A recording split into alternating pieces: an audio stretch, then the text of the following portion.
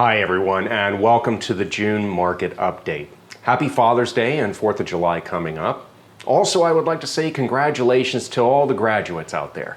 I decided myself to go back to school 3 years ago and have now walked with a 4.0. It is a wonderful feeling and I wish everyone the best. It's all over the news. Inflation is raging at 8.6% and people are feeling it.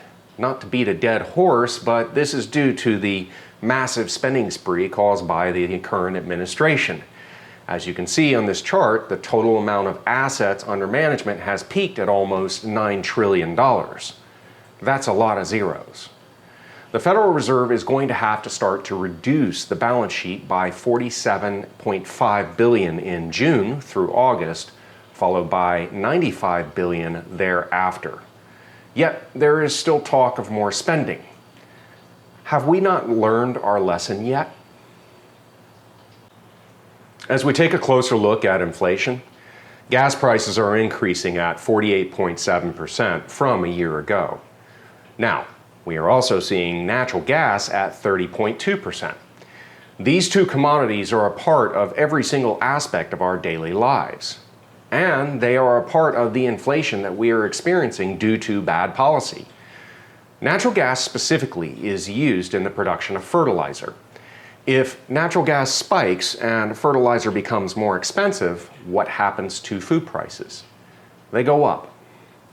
The trend actually began prior to Russia invading Ukraine. Now, food price increases are outpacing inflation. The markets are now aware of the new Fed policies and interest rates have spiked. The national average for the 30-year fixed mortgage is 5.23%. The red line below is the maturity rate for the 10-year Treasury. You can see they tend to move together. Since rates have risen, how does that affect mortgage payments? Here we have a payment chart based on the loan amount and the interest rate. Currently, a $800,000 loan would cost you $4,418 per month in principal and interest. If the interest rates go up from 5.25% to 5.75%, a buyer would be faced with two choices. Accept a higher mortgage payment of $250 more per month, or obtain a lower mortgage of $760,000, a $40,000 reduction. I did a video on rising interest rates and home prices. If you would like to learn more about how rates affect home prices, click the link above. Affordability is becoming more difficult for buyers with rising home prices. Los Angeles and Southern California continues to be one of the least affordable areas in the country. This is a chart of the 10-year minus the 2-year yield curve. A few months ago, the yield curve inverted or went below zero.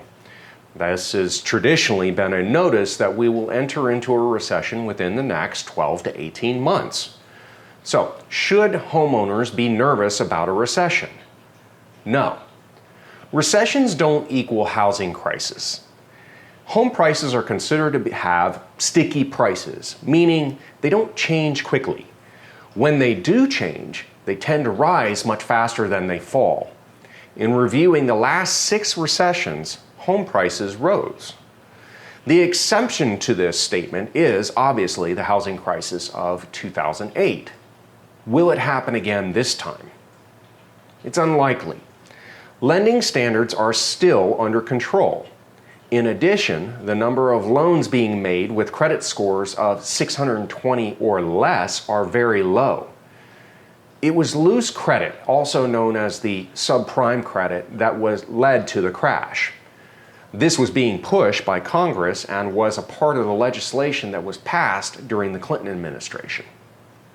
Prices throughout the country have surged for the better part of 2 years, including the first quarter of 2022. Given the extremely low inventory, we are unlikely to see price decline. But appreciation should slow in the coming months. That was Lawrence Yun from the National Association of Realtors. In summary, we are watching the national market and how mortgage rates are going to change buyer behavior.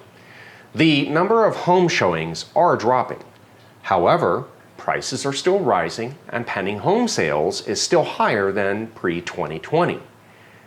At the same time, we're seeing an increase in the number of listings on market and in the number of price reductions, while days on market continues to be extremely low. This means that homes that are priced right are still selling fast.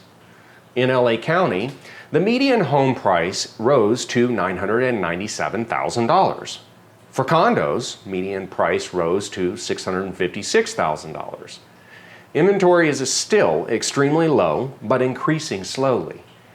If you have any questions about selling your home, or you're looking to purchase a home, please reach out. I would love to help. Happy 4th of July again, and enjoy your summer.